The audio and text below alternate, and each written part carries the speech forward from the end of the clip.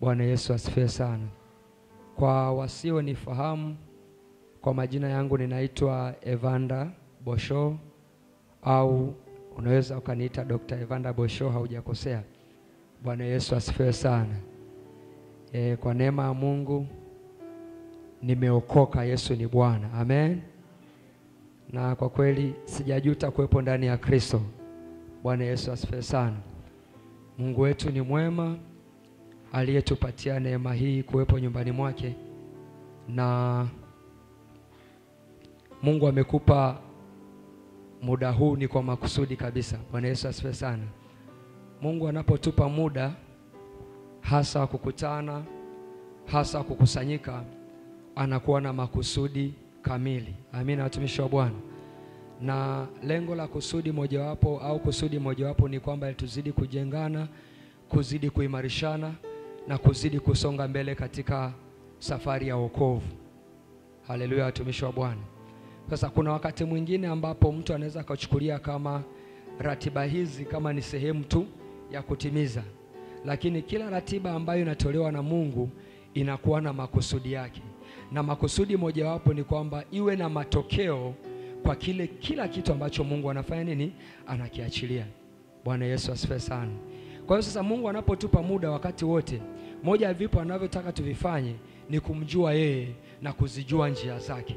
Kwa hiyo kila tunapopata, labda kwa mfano tunapata nafasi ya kujifunza shule ya Jumapili kama hivi, tunapokutana kwa ajili ya maombi, tunapokutana kwa ajili ya ratiba yoyote kama ni mahubiri, moja ya kitu ambacho ni kikubwa sana ambacho Mungu anataka tuweze kukifahamu ni kumjua yeye na kuzijua njia zake. Bwana Yesu asifiwe sana. Kwa nini kumjua yeye na kuzijua njia zake? Nikisoma ile Mithali sura ya 9 mstari wa 10, ni utangulizi tu. Mithali sura ya 9 mstari wa 10 inasema kwamba kumcha Bwana ni mwanzo wa hekima na kumjua mtakatifu ni ufahamu. Kumcha Bwana ni chanzo cha hekima na kumjua mtakatifu ni ufahamu. Mithali sura ya 9 mstari wa 10. Bwana Yesu asifiwe sana. Lakini pia akasema kwamba hekima hukaa katika moyo wake mwenye ufahamu. Ile Mithali sura ya 14 mstari wa 33 anasema hekima hukaa katika moyo wake mwenye ufahamu, bali yaliyo ndani ya wapumbavu hudhihirika. Hekima hukaa ndani ya moyo wa mwenye, au katika moyo wa mwenye ufahamu. Na huku juu amesema kumjua mtakatifu ni ufahamu. Kwa hiyo tunapotaka kuwa na hekima, cha kwanza ni tuwe na ufahamu. Na huo ufahamu ni nini? Huo ufahamu ni kumjua mtakatifu. Ndiyo maana tunatakiwa kumjua sana Mungu ili tupate ufahamu, ambao huo ufahamu mwisho wa siku unatuletea kuwa na hekima. Hekima ni nini? Bwana Yesu atusaidie sana. Hekima ni nini? Hekima ni uwezo wa kuweza kutatua matatizo katika eneo fulani. Kwa ufupi ndio maana ya hekima, kwamba ule uwezo wa kifikra, ule uwezo wa kimawazo unaotusaidia kuweza kutatua changamoto katika maeneo fulani. Hiyo ndiyo hekima. Hasa hiyo hekima tunaipata kwa namna gani? Hekima pasipo ufahamu ni ngumu sana. Ndio maana unaweza kukuta kwa kitu ambacho unakuwa vizuri ni kile kitu ambacho uko vizuri sana kwenye ufahamu. Bwana Yesu atusaidie sana. Unaweza kuwa shahidi kama ni kwenye biashara, umefanikiwa kwenye biashara, ile hekima ya biashara umeipata kwa sababu una ufahamu wa biashara. Kama ni kwenye ndoa, kwenye nini, umekuwa imara sana kwenye ndoa na ndoa kwa sababu hiyo hekima ya kwenye ndoa umeipata kwa sababu una ufahamu wa kwenye ndoa. Unaweza ukubali au ukatae. Bwana Yesu atusaidie sana. Lakini ukweli ndio huo. Ndio maana Mungu akasema kwamba kumjua mtakatifu ni ufahamu. Na huo ufahamu siku zote unatuletea hekima, kwa sababu Mithali sura ya 14 imesema kumcha Bwana, hekima hukaa katika moyo wa mwenye ufahamu. Watumishi wa Bwana, tumeelewana? Watumishi wa Bwana, tumejua umuhimu sasa wa ufahamu. Kwa hiyo Mungu anapotupa neema kama hii ya kukutana, ni tuwe na ufahamu. Huo ufahamu unaleta hekima itakayotusaidia kushinda katika mambo yote, hasa kwenye eneo la utakatifu. Na ni kitu ambacho shetani ametubana sana. Ni kitu ambacho shetani ametubana sana, hasa watu ambao wapo kanisani. Kwa sababu hii anajua ukijua kweli itakuweka huru. Bwana Yesu atusaidie sana. Ukiwa na ufahamu utakuwa na hekima ya kuweza kutatua yale matatizo yanayokuwa kwenye eneo fulani. Ndiyo maana utajikuta kitu kikubwa cha kwanza atachopigana nacho adui ni kwamba usipate muda wa kuwa na ufahamu, usipate muda wa kuijua kweli, usipate muda wa kumjua Mungu. Bwana Yesu atusaidie sana. Akikupa ukikuta umefanikiwa kwenye mazingira kama haya, kwa mfano kwenye eneo kama hili, atakachopambana nacho usielewe kile kinachoelezwa au usielewe kile kinachofundishwa. Akiona kwamba umeelewa kile unachofundishwa, atakachopambana nacho kingine usitendee kazi kile ulichokielewa. Bwana Yesu atusaidie sana. Lengo tu usifikie kwenye hatua ya ile hekima inayotakiwa, kwa sababu ili kwamba tuanze kuona matokeo kwenye eneo lolote ni pale ambapo tutaanza kutumia ile hekima tuliyopata kupitia ufahamu. Bwana Yesu atusaidie sana.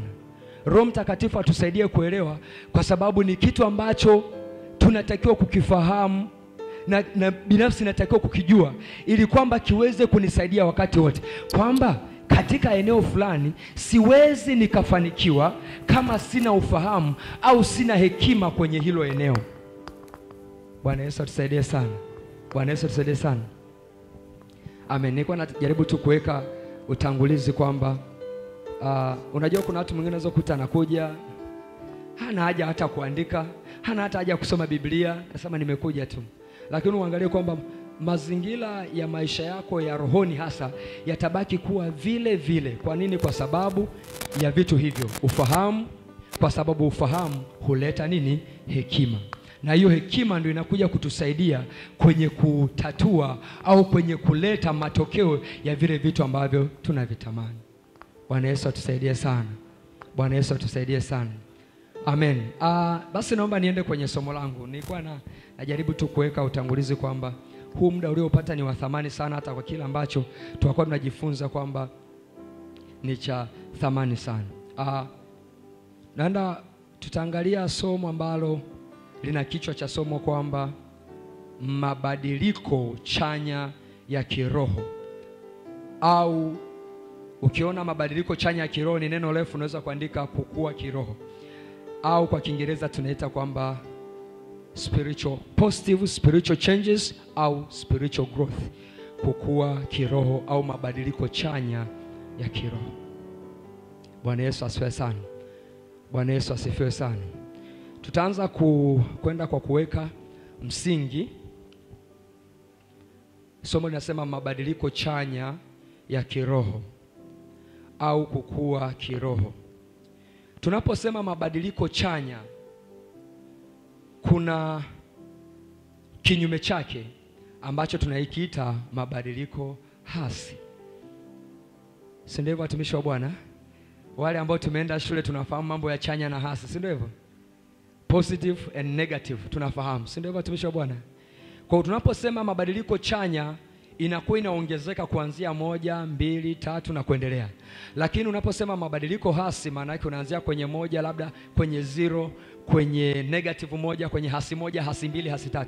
Au mabadiliko hasi mengine unaweza kukuta unaanzia 100. Umeanzia 100 ukajikuta unakuja 99, ukajikuta unakuja 80, ukajikuta unakuja 70. Kwa sababu inazidi kupungua, tunaiita hiyo ni nini? Ni mabadiliko hasi. Bwana Yesu atusaidie sana. Lakini ukianzia 2 au 3 kuendelea kupanda, tunasema hayo ni mabadiliko chanya.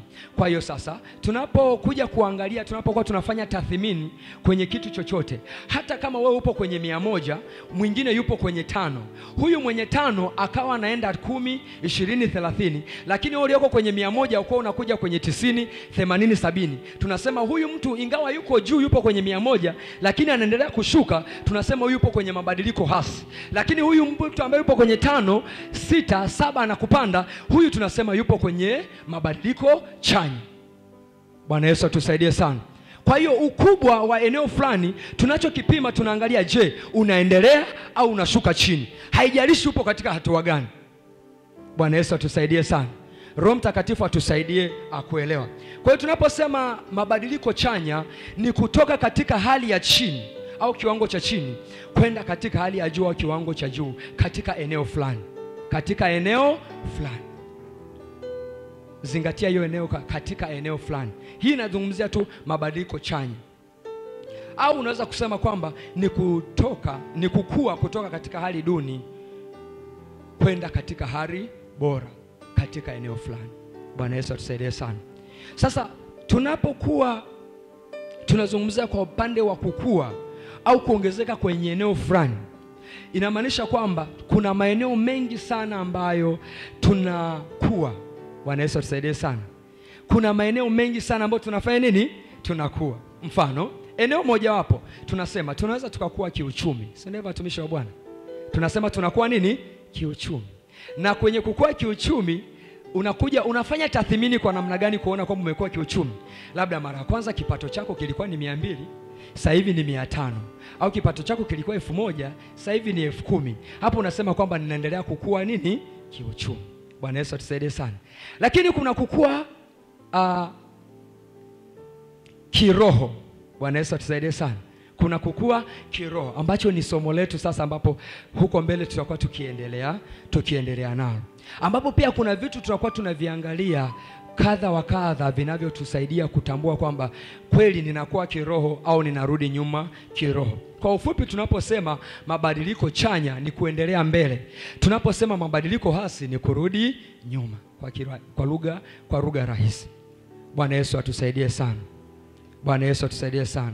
Kwa hiyo maeneo mbalimbali tunakuwa, hata kwenye field zingine au kwenye maeneo mengine ya ulimwengu wa giza vivyo hivyo. Kuna mtu mmoja siku moja aliwahi kushuhudia hapa, alikuwa anatumika kwenye ufalme wa giza. Akasema kwamba ingawa alikuwa na umri mdogo lakini alikuwa na cheo kikubwa katika ulimwengu ule wa roho wa giza. Kiasi kwamba anakuambia kwamba wewe unaweza kuwa una umri mkubwa na upo kwenye huo ufalme, lakini anakuambia wewe ni mtoto kwenye hili eneo, tulia. Kwa nini? Kinachokuja kutufanya tuweze kujua kwamba tumekuwa kwenye eneo fulani, sio umri tu. Bwana Yesu atusaidie sana. Sio umri tu. Amina watumishi wa Bwana. Umri ni moja ya vitu vitakavyotuonesha kwamba umekuwa, kwa sababu labda kuna mabadiliko ya kimwili. Lakini tukija kuangalia kwenye maeneo mengine, umekuwa kwenye eneo la umri, lakini kwenye maeneo mengine unaweza kuwa hujakuwa. Mfano, unaweza kukuta mtu una miaka 40 lakini kipato chako ni cha 10,000, 20,000. Lakini at the same time kwenye muda huo kuna mtu mwingine ana miaka 20, kipato chake ni cha 50,000. Je, kati ya mtu mwenye miaka 40 na mtu mwenye miaka 20 ni nani aliyekuwa kwenye eneo la uchumi? Mwenye miaka 20. Si ndio watumishi wa Bwana? Hiyo sasa inatufungua ufahamu kwamba unaweza kuwa umekuwa kwenye eneo fulani, lakini kwenye eneo lingine bado hujafanya nini? Hujakuwa. Hiyo sasa inakulazimu kuanza kuchukua hatua, kuanza kujifunza au kuanza kuangalia ni namna gani ambavyo ninatakiwa kufanikiwa kwenye eneo fulani. Somo letu ni mabadiliko chanya ya kiroho au kukua kiroho. Bwana Yesu atusaidie sana. Bwana Yesu atusaidie sana. Sasa tuendelee. Tujue kwamba kukua ni mfumo wa Mungu mwenyewe. Ni mfumo wa Mungu mwenyewe kabisa, ambapo anataka tufanye nini? Tukue. Ukisoma ile Mwanzo anapowaambia mwanadamu wa kwanza Adam na Eva, anasema kwamba zaeni mkafanye nini? Mkaongezeke, mkajaze nini? Bwana Yesu asifiwe sana. Zaeni mkaongezeke, mkaijaze nini? Mungu hakutaka waishie pale pale kwenye eneo la watu wawili. Alitaka waendelee kuleta matokeo ya kukua. Bwana Yesu atusaidie sana. Bwana Yesu atusaidie sana. Kwa hiyo ni mfumo wa Mungu mwenyewe wa kutaka kuona matokeo ya kuongezeka kwenye kila eneo la maisha yetu. Kwenye kila eneo la maisha yetu. Sasa tuendelee. Ukuaji wa kitu chochote. Ukuaji wa kitu chochote. Nichukulie mfano ukuaji wa mtoto mdogo. Lakini pia nichukulie mfano wa mbegu unayoipanda. Bwana Yesu atusaidie sana. Tunapopanda mbegu, tunategemea ili kwamba ituletee matokeo. Ni lazima labda tumeipanda, itakuwa, itakomaa. Ule mche ukishakomaa tunategemea utuletee matunda. Bwana Yesu atusaidie sana. Vivyo hivyo na mtoto anapokuwa amezaliwa, tunategemea aweze kukua. Akishakuwa ndio aje kuwa msaada kwetu, awe msaada kwenye familia, awe msaada kwenye jamii na kwenye taifa kwa ujumla. Bwana Yesu atusaidie sana. Bwana Yesu atusaidie sana. Kwa hiyo sasa hatuwezi tukaona matokeo pasipo kukua. Hatuwezi kuona matokeo ya mtoto pasipo mtoto kukua. Hatuwezi kuona mbegu, hatuwezi kuona matunda ya mbegu ambayo tumeipanda pasipo ile mbegu kukua na kuzaa. Bwana Yesu atusaidie sana. Bwana Yesu atusaidie sana. Kwa hiyo tutakuwa tukitembea kwenye haya maeneo mawili, mbegu na mtoto mdogo. Lakini sasa tuendelee.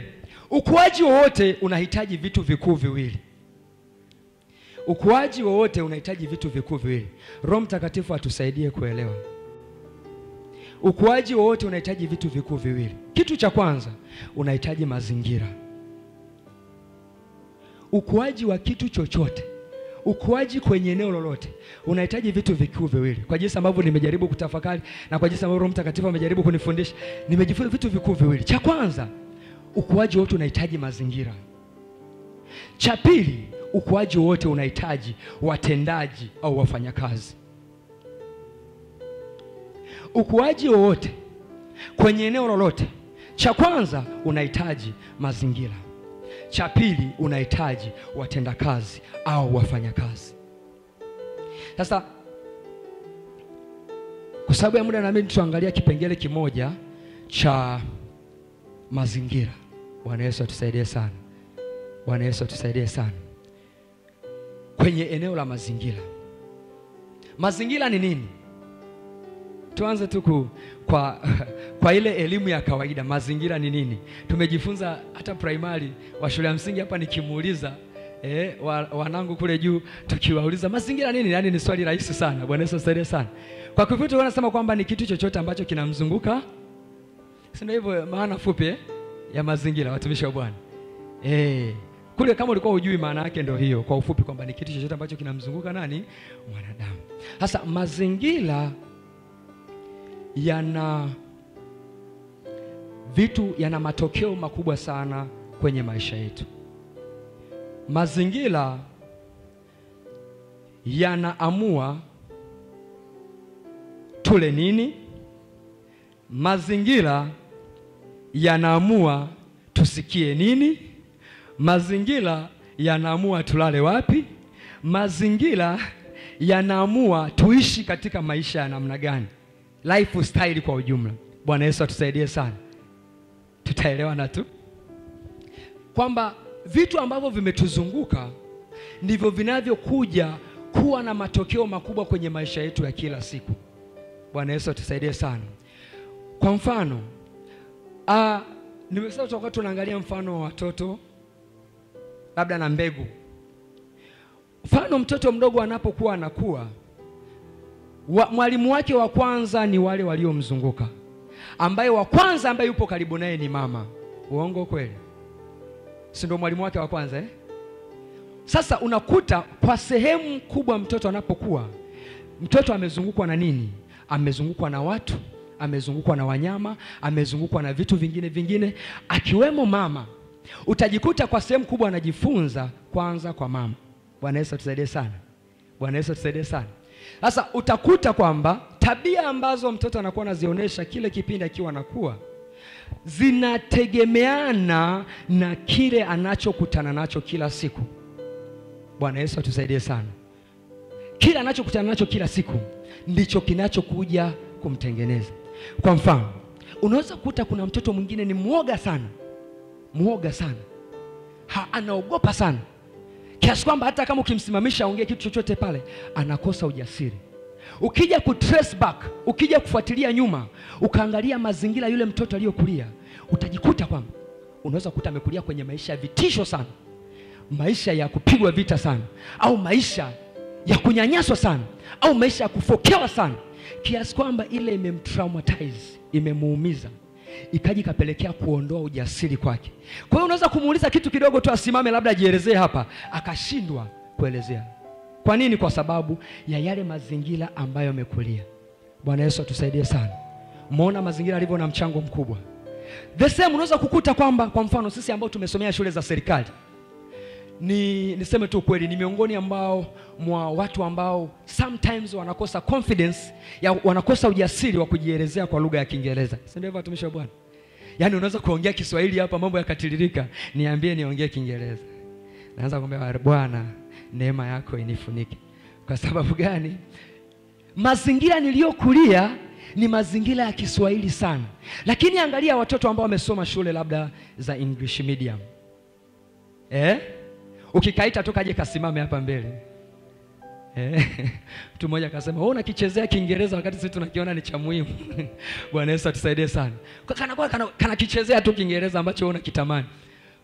Lakini yote hiyo ni kwa sababu ya mazingira ya kila mmoja. Mtoto mmoja amekulia kwenye mazingira fulani, mwingine amekulia kwenye mazingira fulani. Najaribu kuelezea kwamba kwa namna gani jinsi ambavyo mazingira yana mchango mkubwa kwenye upande wa maisha yetu ya kila siku. Mazingira yataamua tujifunze nini. Ambacho tutakachojifunza kitatupelekea kukiamini na ndicho tutakachokifanyia kazi.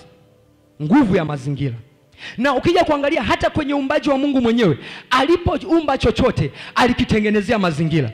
Kabla hajamuumba mwanadamu, alimtengenezea mazingira ya bustani ya Eden. Bwana Yesu atusaidie sana. Na sio hivyo tu, nilikuwa najaribu kutafakari. Hebu ngoja tusome kitu kimoja hapa ambacho nilikuwa najaribu kujifunza. Hivi unajua kwamba Mungu hata alipoiumba bustani ya Eden, alitengenezea mazingira, alitengenezea na mito. Bwana Yesu atusaidie sana. Ukisoma ile Mwanzo sura ya 2. Mwanzo sura ya 2 ule mstari wa 10. Tuanze ule mstari wa 9. Mwanzo sura ya 2 mstari wa 9 na wa 10. Biblia inasema kwamba Bwana Mungu akachipusha katika ardhi kila mti unaotamanika kwa macho na kufaa kwa kuliwa, na mti wa uzima katikati ya bustani, na mti wa ujuzi wa mema na mabaya. Alafu mstari wa 10, angalia sasa unavyosema. Unasema kwamba ukatoka mto katika Eden wa kuitilia bustani maji. Wa kuitilia bustani nini? Bwana Yesu asifiwe sana. Anamalizia, na kutokea hapo ukagawanyika kuwa vichwa vinne. Ukiendelea kusoma hapo utaona ni vichwa gani. Bwana Yesu asifiwe sana. Lakini nataka tutazame kwamba Mungu alipoiumba bustani ya Eden, aliumba kwa ajili ya mwanadamu. Si ndivyo watumishi wa Bwana? Mwanadamu aje atawale na kumiliki. Lakini hakuiacha bustani ya Eden tu, kwa sababu aliumba miti, aliumba kila mmea kwenye ile bustani. Lakini alijua kwamba mmea huu unahitaji kutengenezewa mazingira ili uzidi kukua. Bustani hii kwamba izidi kustawi inahitaji kutengenezewa mazingira, na mazingira mojawapo ni maji. Bwana Yesu asifiwe sana. Mazingira mojawapo ni nini? Ni maji. Kwa namna yoyote, mfumo ambao Mungu anataka kwamba kuongezeka, hatuwezi kuongezeka tu pasipo kutengenezewa mazingira na pasipo kutengeneza mazingira. Tunafahamu kuna aina mbili za mazingira ambazo tumezisoma huko shuleni. Mazingira moja hapo tunaita ni mazingira ya asili, mazingira mengine tunaita ni mazingira ambayo ni ya kutengenezwa na mwanadamu, man-made environment au artificial environment. Bwana Yesu asifiwe sana. Haya mazingira ya asili ni yale ambayo tumeyakuta tu yameumbwa na Mungu, kwa mfano mimea, bahari na nini na vitu vingine kama hivyo. Lakini mazingira mengine ambayo sio asili, kwa mfano nyumba ambazo zimejengwa na wanadamu, tunasema haya ni mazingira ambayo sio ya asili. Kwa hiyo kuna mazingira ambayo ni ya asili, na pia kuna mazingira mengine yanatakiwa kutengenezwa na mwanadamu mwenyewe. Mfano, Mungu anapomwambia Adam kwamba nenda ukailime bustani na kuitunza, inamaanisha kwamba Mungu alishaumba miti, alishaumba mimea na kila kitu. Haya ni ya asili. Lakini kuna mazingira mengine ambayo mwanadamu anatakiwa kuyatunza, kulima na kuitunza ile bustani, ili kwamba isije ikafanya nini? Ikafa. Wangapi tunaelewana watumishi wa Bwana? Hatujatoka kwenye somo la kukua kiroho au mabadiliko chanya ya kiroho. Na tunazungumza kwamba mabadiliko yoyote yanahitaji kutengenezewa vitu viwili, kutengenezewa mazingira na watenda kazi. Kunatakiwa kuwepo na mazingira pamoja na nini? Na watenda kazi. Bwana Yesu atusaidie sana. Lakini tuangalia kipengele hiki cha kwanza cha mazingira. Bwana Yesu asifiwe sana. Na mazingira tumesema kwamba yanaweza kupelekea, kwa mfano, mtoto akakuwa vizuri au mtoto akakuwa vibaya, au unaweza kuta mtoto akakuwa na afya au mtoto akadumaa.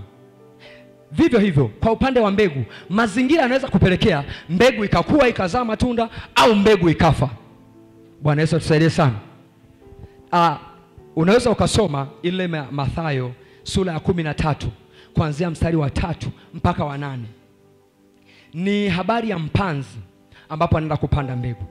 Na ukiendelea kushuka mistari ya chini, uzuri Yesu alikuja akaelezea maana ya ule mfano. Lakini mimi nataka nikuoneshe kwenye eneo la mazingira kupitia ule mfano. Bwana Yesu atusaidie sana. Kwenye eneo la nini? La mazingira.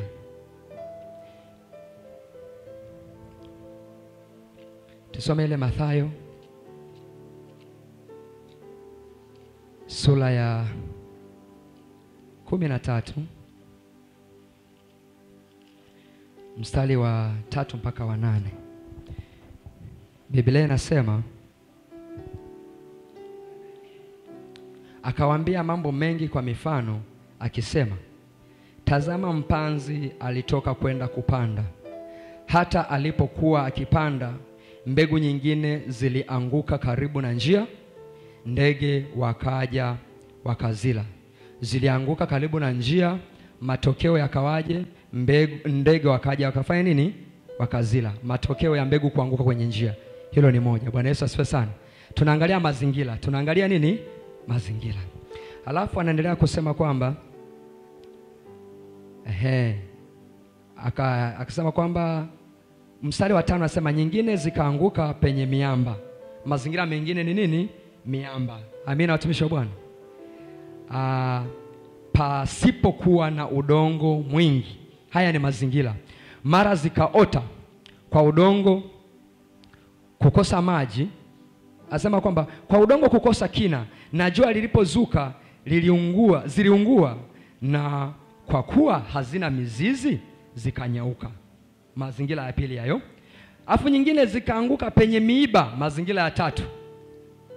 Ile miiba ikamea ikazisonga, matokeo yake. Halafu sasa nyingine zikaanguka penye udongo mzuri, zikazaa 100, 160, 130, matokeo mengine. Bwana Yesu atusaidie sana. Umeona kila mazingira yameleta matokeo yake kwenye mbegu ile ile iliyokuwa inaota. Tuzungumze kitu kimoja kwanza, tuelewane. Ile mbegu ni mbegu iliyokuwa bora. Tuelewane kwanza kwenye hicho kitu. Ni mbegu ambayo ni nzima kabisa, ambayo tunaita kwamba ni mbegu ambayo ni viable, ambayo inaweza ikaota. Ndio maana kwenye maeneo yote ilikuwa na uwezo wa kufanya nini? Kuota.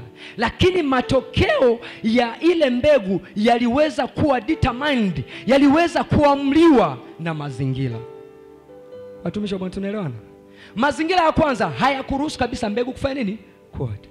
Ambayo ni ndege. Iliangukia njiani. Ndege wakasema hiki ni chakula. Mbegu iliyotakiwa kuota ikaliwa. Kwa hiyo mbegu haikuzaa matunda yaliyokuwa yanatarajiwa, wala hata haikuthubutu kuota. Bwana Yesu atusaidie sana. Mazingira ya pili, kwenye mwamba. Kwenye nini? Mbegu ikajitahidi kuota. Mwamba si tunaujua hauna udongo wa kutosha. Jua likipiga, mizizi kiota inaenda kwenye mwamba moja kwa moja. Mizizi kinyauka, mmea umefanya nini? Kwa ile mbegu hatua ya pili imekutana na mazingira ambayo kidogo ilijaribu kuota, lakini mazingira yakaamua ile mbegu kufa. Bwana Yesu atusaidie sana. Mazingira ya 3 ni miiba. Ile mbegu iliota kwenye nini? Ikajitahidi, lakini ile miiba ikaisonga. Kwa hiyo matokeo hayakuonekana. Mazingira ya 4 ikaanguka kwenye udongo. Ndio tunaona matokeo ya kuzaa 100, 160, nyingine ngapi? Bwana Yesu atusaidie sana. Umeona sasa mazingira ambavyo yanaamua matokeo ya mbegu. Yanaamua matokeo. Vivyo hivyo hata kwenye maisha yetu ya kila siku. Kukua kwetu kuna athiriwa kwa sehemu kubwa na mazingira yanayotuzunguka. Hata kwenye eneo la maisha ya rohoni, kukua kwetu kuna athiriwa na mazingira ya rohoni ambayo yanatuzunguka kila siku. Tupende tusipende, mazingira yana mchango mkubwa sana kwenye upande wa kukua kiroho. Bwana Yesu atusaidie sana. Bwana Yesu atusaidie.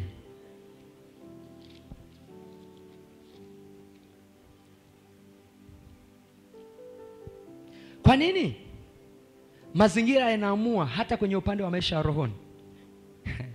Kwa nini yanaamua? Ni kwa sababu mazingira kwa mfano kwenye maisha ya rohoni, mazingira yanaamua kile tunachokula. Naposema kile tunachokula, maana yake kile tunacholishwa kama neno, lakini pia mazingira yanaamua kile tunachokisikia. Sasa inategemeana kile kitu unakisikia wapi, lakini unakisikia katika mazingira yanayokuzunguka.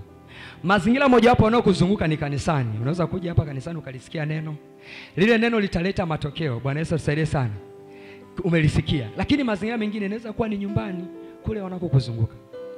Hivi hujawahi kuangalia kwamba ukikaa kwenye nyumba ambayo kila siku kuna muziki ya kidunia, kila siku kuna muziki ya kidunia, unaweza kujikuta umetulia tu, hujaimba ule muziki, unajikuta ule muziki unaimba kichwani kama vile wewe ndio umeutunga. Hujawahi kusikia?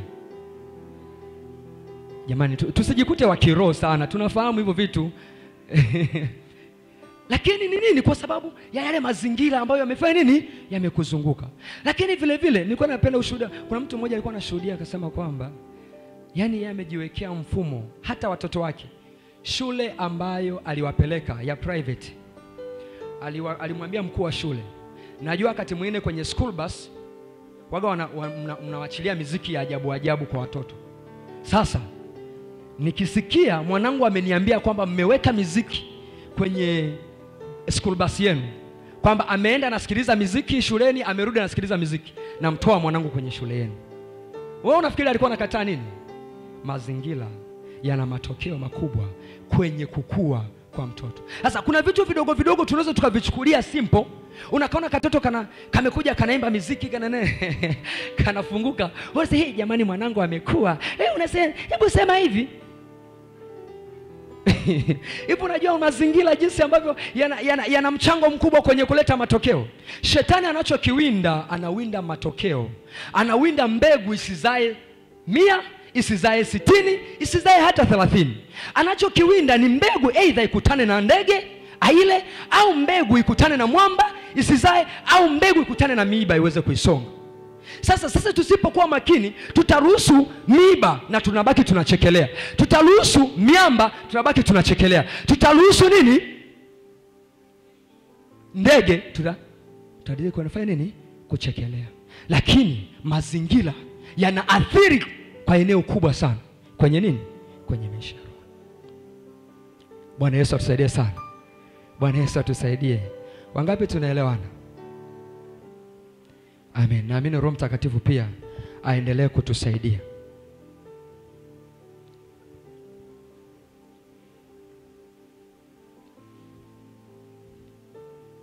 Bwana Yesu asifiwe sana. Sasa tuendelee sasa kwenye kipengele kingine. Kwenye eneo sasa tumesema tunagusia kwenye upande la kukua, kwamba kukua kunaathiriwa na mazingira. Kukua kunaathiriwa na nini? Na mazingira. Mtoto yeyote anayekutana na mazingira mazuri yanamfanya kukua sana. Unaweza kuziangalia familia mbili, familia moja ambayo inaweza kutimiza mahitaji yote ya mtoto na familia nyingine ambayo haiwezi kutimiza mahitaji ya mtoto.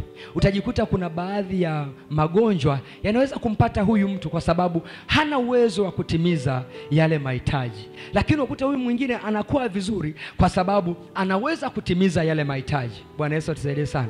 Kuna mtu mwingine mtoto akiumwa hana hata fedha kumpeleka hospitali, au hana hata chakula kizuri, labda mtoto anahitaji lishe, anahitaji maziwa mazuri ya kuweza kumuongezea afya, lakini hana uwezo wa kugharamia. Ni mazingira ya umaskini yaliyopelekea ile afya kuwa vile. Lakini mwingine anaweza kuwa na kitu, ana chakula, mtoto yule anakuwa vizuri kwa sababu tayari mazingira ya kiuchumi yanamsaidia yule mtoto kufanya nini? Kukua. Bwana Yesu atusaidie sana. Kwa hiyo tunapozungumzia ukuaji, sasa nije moja kwa moja kwenye eneo hili la maisha yetu ya kiroho. Vivyo hivyo kama vile mbegu inavyokuwa, hata maisha yetu ya rohoni ndivyo hivyo tunavyofanya nini? Tunavyokuwa. Bwana Yesu asifiwe sana. Bwana Yesu asifiwe. Na tunapozidi kukua au tunapokuwa watoto, kuna lugha ambazo tunaweza tukawa tunatumia, kuna matendo ambayo tunaweza kuwa tunafanya ambayo yanaonesha moja kwa moja kuna utoto unaendelea. Si ndio watumishi wa Bwana? Mtoto mdogo akija hapa si utajua? Wewe hapa umetulia, lakini mtoto mdogo kimwacha hapa, yeye atakimbia, atakwenda kule, atakuja huku, mpaka ukashia mkono katulie, kakikaa dakika 2 kameshasahau, kamekimbia tena. Yaani unakuwa ni mwendo mnawindana kama Bwana Yesu atusaidie sana. Ndivyo tabia za mtoto. Lakini anapozidi kukua, anazidi kuzidi kupata ufahamu. Kuna lugha moja kitaalamu tunaita anazidi kuwa na disinhibition. Yaani kule anakuwa anazidi kuwa na inhibition, kuweza kujidhatiti kwenye baadhi ya ya maeneo. Bwana Yesu atusaidie sana. Sasa hata katika maisha ya rohoni, nikawa najaribu kutafakari, tusome ile Wakorintho wa kwanza sura ya 13.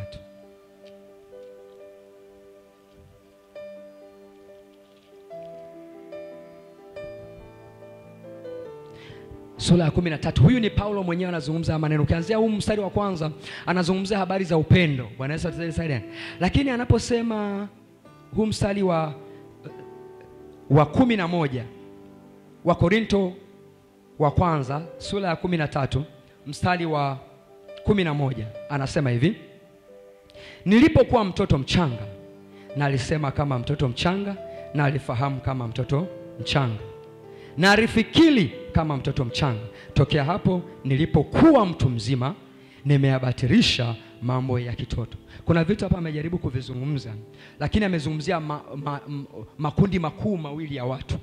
Kundi la kwanza ni la mtoto mchanga, kundi la pili ni la mtu mzima. Bwana Yesu atusaidie sana. Na amezungumza katika kila kikundi kilikuwa na matokeo. Matokeo gani? Matokeo ya namna hii, ya namna ya kufikiri, namna ya kuongea. Bwana Yesu atusaidie sana. Namna ya kufahamu. Hayo ni matokeo yaliyotokana na na umri. Bwana Yesu atusaidie sana.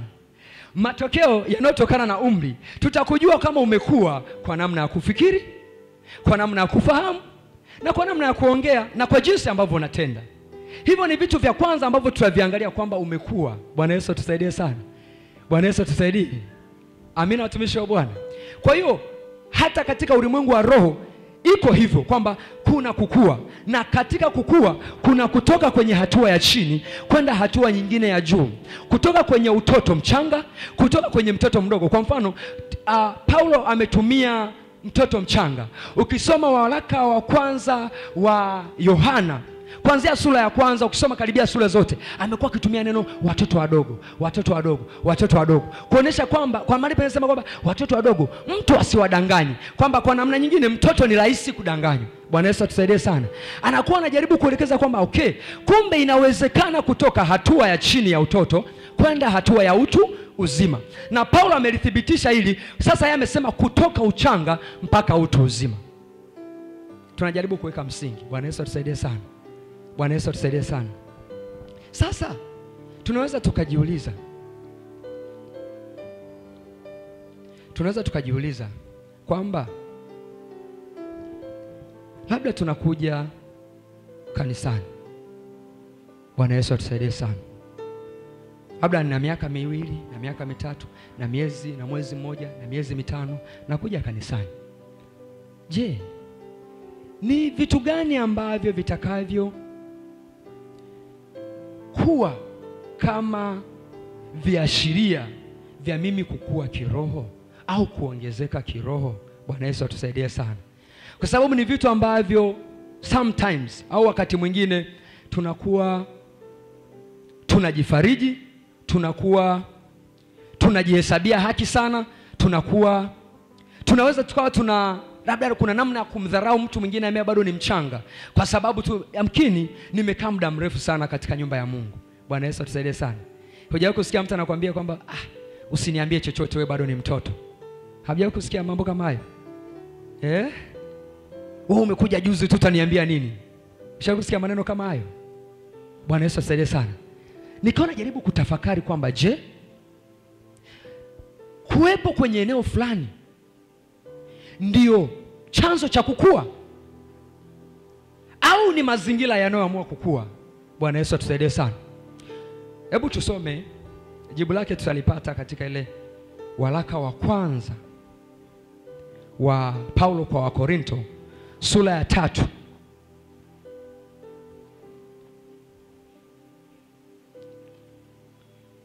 Wakorinto, tunatembea na Wakorinto. Wana CGM, tunajua ni kitabu chetu cha wiki mbili hizi, ambapo Jumanne ijayo tutakuwa na nini? Kwa majibu yanaenda kutoka.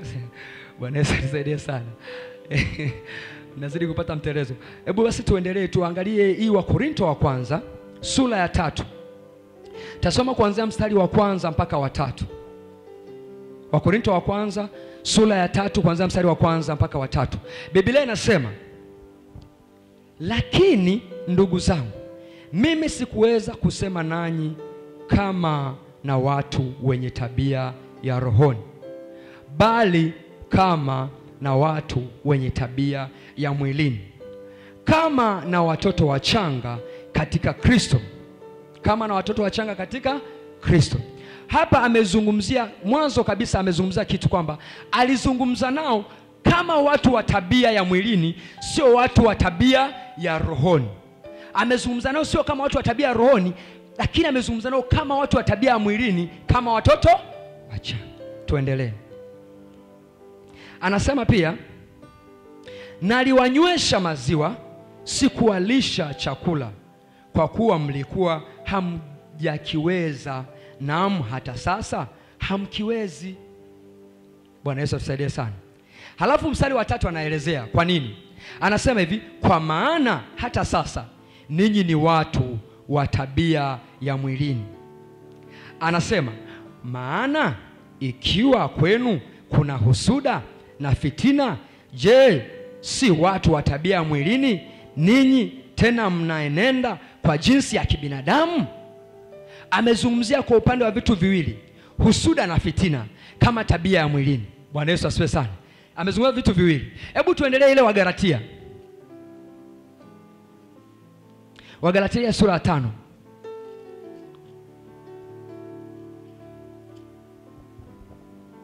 Kuanzia mstari wa 19.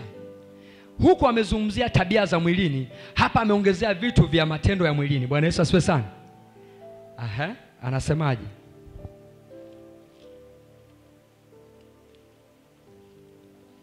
Wagalatia sura ya 5 mstari wa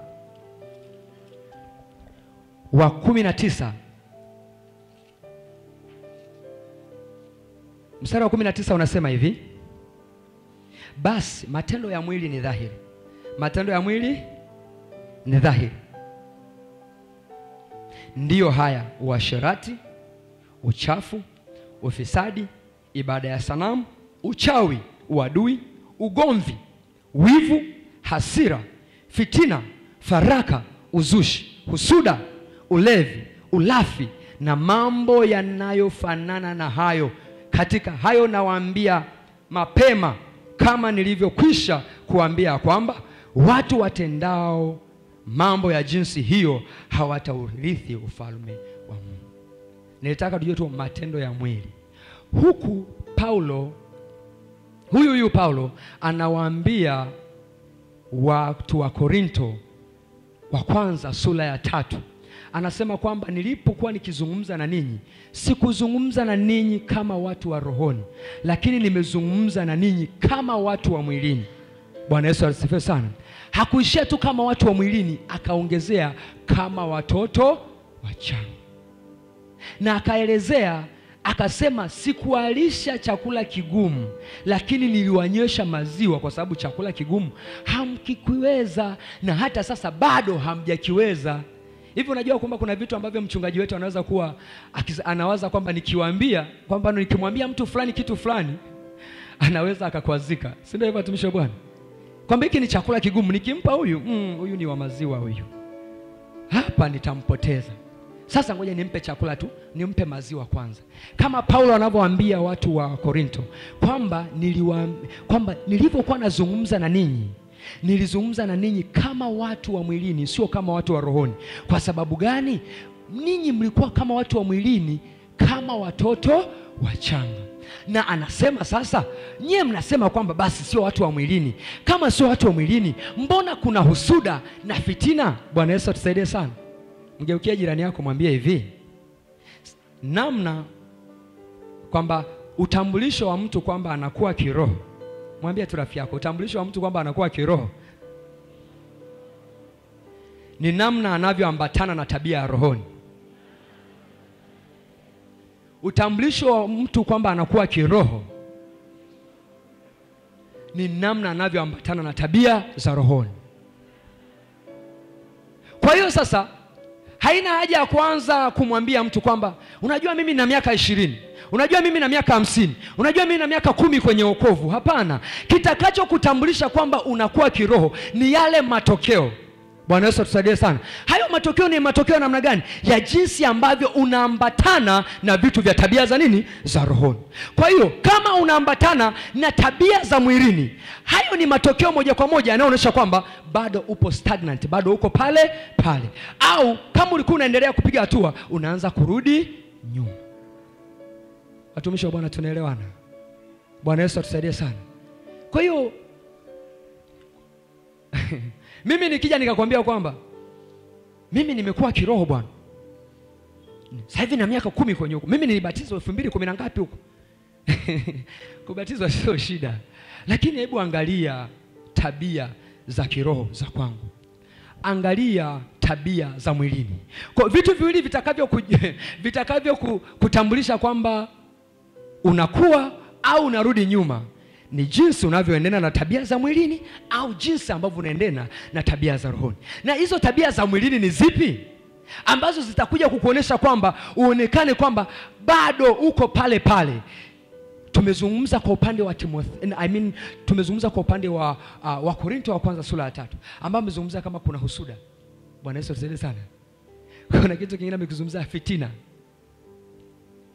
Halafu sasa huyu Paulo akaja kuambia pia Wagalatia, hiyo sura ya 5 mstari wa kuanzia 19 kuendelea mpaka mstari wa 21. Amejaribu sasa kufafanua vitu vingi ambavyo ni tabia za mwilini. Tabia za mwilini. Tabia yoyote ndio inayokuja kuleta matokeo ya matendo. Tabia ndio inayozua matendo. Tunajifunza kwa kusikia, tunajifunza kwa kuona, tunajifunza kwa watu wanaotuzunguka. Kile tunachojifunza tunakuja tunakiamini. Kile tunachokiamini kinageuka kuwa tabia. Ikishakuwa tabia inaleta matokeo ya tendo. Inaleta matokeo ya matendo. Wewe ukiona kwamba una tabia fulani, kwanza ni kwa sababu kama hujaiona umeisikia. Kama hujaisikia, kuna sehemu umeona mtu mwingine anafanya nini? Anafanya. Ile tabia ukaichukua, ulivyoichukua ukaiamini, ulivyoiamini sasa ikaanza kuleta matokeo ya kwenye kutenda. Ndio maana anapozungumza kwenye upande wa tabia za rohoni, ndizo zinazoleta matokeo ya nini? Matendo ya rohoni. Tabia za mwilini ndizo zinazoleta matokeo ya matendo ya mwilini. Kwa hiyo sisi tunaweza tusione tabia, lakini tutaona matendo. Tunaweza tusijue unachokiwaza ni nini, lakini tutajua matendo yako ndio yatakuja kudetermine kile kitu ambacho unafanya nini, unakiamini ndani. Au navyo nafsini mwake ndivyo alivyo. Ni ngumu kuweza kuficha kitu ambacho ni uovu. Yaani uovu ukianzia ndani, kuna wakati tu utadhirika. Kitu ambacho ni cha ndani, kuna wakati tu kitadhirika. Sio unakuta kuna mwingine kwa mfano ulipokuwa unajaribu kutafakari hapa, unaweza kuna wivu, husuda, uchawi, ugomvi na vitu vingi kama hivyo. Bwana Yesu atusaidie sana. Haya ni mambo ni tabia za mwilini ambayo ni vitu vilivyotokana na ule ulimwengu mwingine wa giza. Bwana Yesu atusaidie sana. Hivi unajua kwamba Kristo alipokuja alikuwa anataka kutuhamisha kutoka kwenye zile nguvu za giza, kutoka kwenye matendo ya mwili aje tuenende katika matendo ya rohoni. Ndicho kitu kikubwa. Na hayo matendo ya rohoni hatuyawezi sisi wenyewe. Bwana Yesu atusaidie sana. Naona muda wangu umekimbia, watumishi wa Bwana. Bwana Yesu atusaidie sana. Lakini ni utangulizi, amen. Tuangalie Warumi. Naomba nitamalizia kitabu cha Warumi.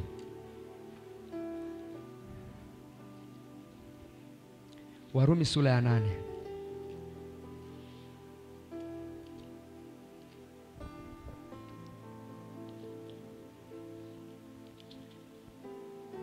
Naomba nianze ule mstari wa kwanza. Tasoma haraka. Warumi sura ya 8 kuanzia mstari wa kwanza. Anasema, sasa basi hakuna hukumu ya adhabu juu yao walio katika Kristo Yesu, kwa sababu sheria ya roho wa uzima ule ulio katika Kristo Yesu imeniacha huru mbali na sheria ya dhambi na mauti. Maana yale yasiyowezekana kwa sheria, kwa vile ilivyokuwa dhaifu, hiyo sheria ilivyokuwa dhaifu kwa sababu ya mwili, Mungu kwa kumtuma mwanaye mwenyewe katika mfano wa mwili ulio wa dhambi, na kwa sababu ya dhambi alihukumu dhambi katika mwili. Alafu anasema ili maagizo ya Torati yatimizwe ndani yetu sisi, tusienende kwa kufuata mambo ya mwili. Tunaelewana watumishi wa Bwana? Alafu anasema bali mambo ya Roho. Kwa hiyo kitu ambacho Yesu Kristo alikuja, miongoni mwa kazi alizokuja kuzifanya ni kwamba tusifuate mambo ya mwili, lakini tufuate mambo ya nini? Ya roho. Anaendelea kusema anasema kwa maana wale wafuatao mwili huyafikiri mambo ya mwili, bali wale wafuatao roho huyafikiri mambo ya roho. Bwana Yesu atusaidie sana.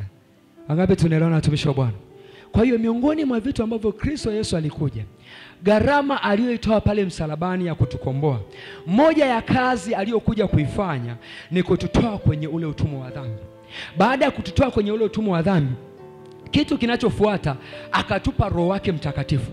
Kwa huyo Roho Mtakatifu tuweze kuyafuata mambo ya roho. Ukisoma Wagalatia, kuna mahali anasema kwamba siku zote roho ipo ikipingana na mwili, na mwili uko ukipingana na roho. Bwana Yesu atusaidie sana. Na hivi vitu havijawahi kupatana hata siku hii, hata siku moja. Kwa hiyo kama kipindi bado tupo katika utumwa wa dhambi, tulikuwa tukitumikishwa kwa namna ya mwili, Roho Mtakatifu baada ya kuja kwetu, baada ya kumpokea Kristo, alikuja ili atutiishe pia tuweze kufuata mambo ya nini? Ya rohoni. Tukifuata mambo ya rohoni, tuweze kuwa na tabia za rohoni. Tukishakuwa na tabia za rohoni, tuweze kuwa na matendo ya rohoni. Bwana Yesu atusaidie sana. Kwa hiyo sasa, kama kuna baadhi ya tabia ambazo tunaziona labda ni za mwilini ambazo bado tunaambatana nazo, hebu tujichallenge, tujipe changamoto siku ya leo kwamba tumekana namna gani na Roho Mtakatifu.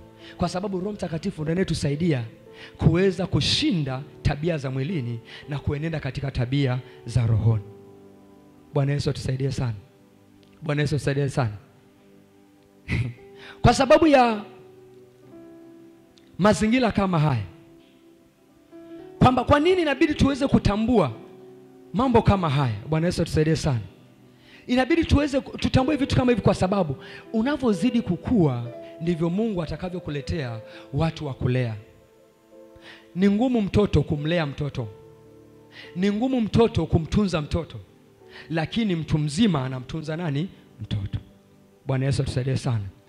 Wewe ni ngumu, labda wewe mtoto leo mpakata, dada Betha, ni ngumu sana kumwambia wewe mtoto aweze kumlea mtoto mwenzake. Ndipo pale ambapo wakiwa wanacheza kidogo, katoto kakichukua kitu chake, vurugu za hapo sijui kama utaweza kuzinanilia. Si ndio watumishi Bwana? Au kanaweza kulilia wembe. Sasa wewe si mtoto, huyu analilia wembe na wewe ni mtoto, una wembe unampa. Lakini kama ni mtu mzima unajua hapana, huu ni wembe mwanangu, takukata, hebu tulia kwanza. Bwana Yesu atusaidie sana. Kwa hiyo kwa namna yote lazima tujue kwamba viashiria vipi ambavyo vinaweza kutufanya tuweze kuwa kiroho. Kwa hiyo usije ukaanza kusema kwamba mimi nimekaa muda mrefu kwenye maisha ya wokovu, kwenye vitu kama hivi. Ndiyo, ni moja ya vitu ambavyo unavyozidi kukaa muda mrefu inakupa advantage hii, inakupa faida hii, kuzidi kuwa na muda mwingi sana wa kujifunza. Bwana Yesu atusaidie sana.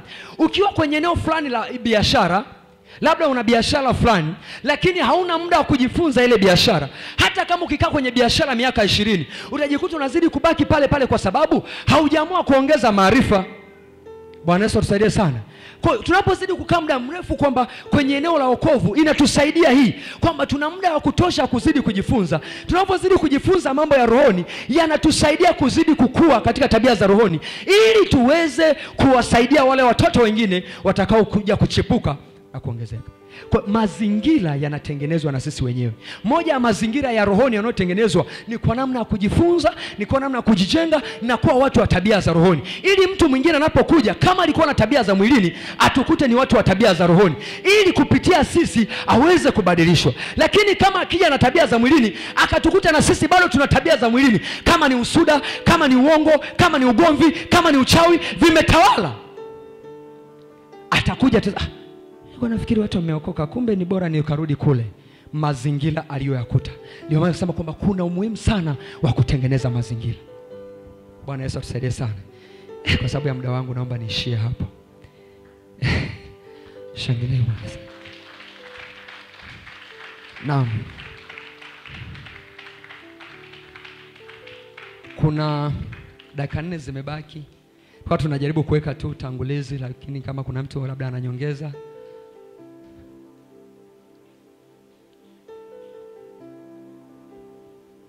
Kuna dakika 4 naona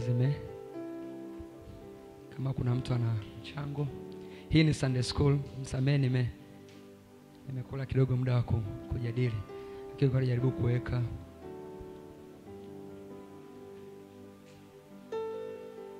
Au bado mnaendelea kutafakari? Naendelea kutafakari. Bwana Yesu atusaidie sana. Kwa hiyo tutambue, labda kwa sababu hakuna mchango, labda nimalizie sasa hizi dakika 2 zilizobaki, kwamba Mungu kuiumba bustani ya Eden, baadaye akamuumba Adam. Alipoumba bustani ya Eden akatengeneza maji, mwito ya maji kwa ajili ya kuitunza ile bustani zidi kukua.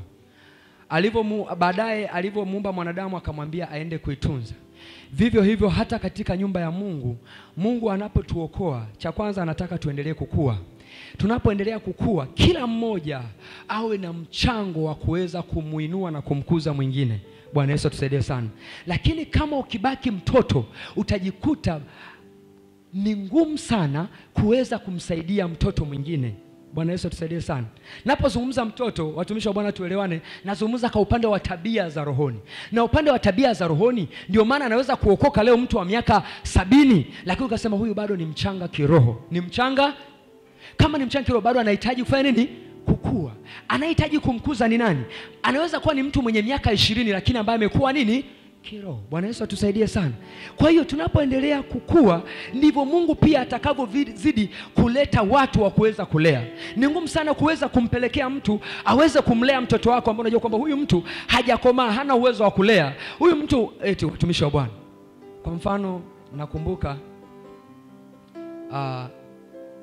mfano marehemu baba yetu alipokuwa amefariki,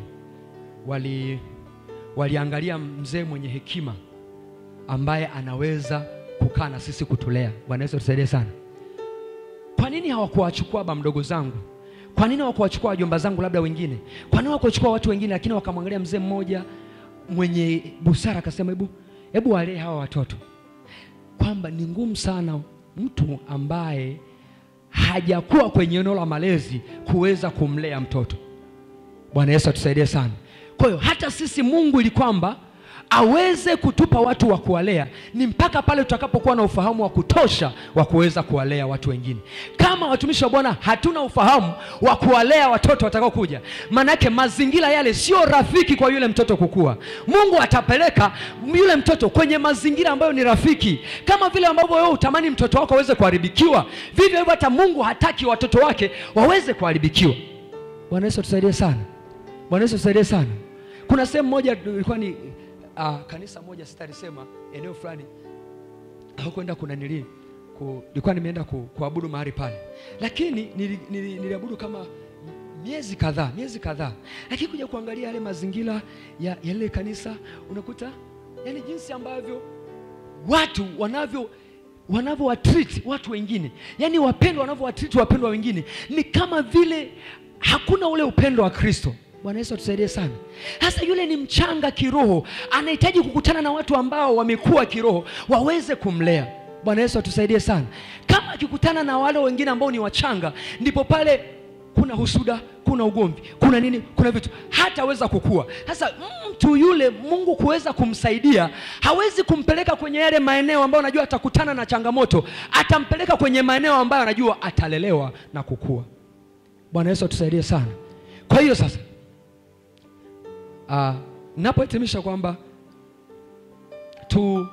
tulitafakari hilo, na changamoto moja hapo ambayo tunaweza tukajiuliza kwamba je, tunaongezeka kiroho au tunarudi kiroho? Bwana Yesu asifiwe sana. Tunaleta matokeo au hatulete matokeo? Lengo ni kwa ajili ya Kristo, sio kwa ajili ya mwanadamu. Bwana Yesu atusaidie sana. Mchungaji anaweza kuwa anatusisitiza sana labda kwenye upande, sio kwa ajili ya mchungaji, lakini ni kwa ajili ya Kristo. Bwana Yesu atusaidie sana. Bwana Yesu atusaidie sana. Naomba nimshukuru Mungu.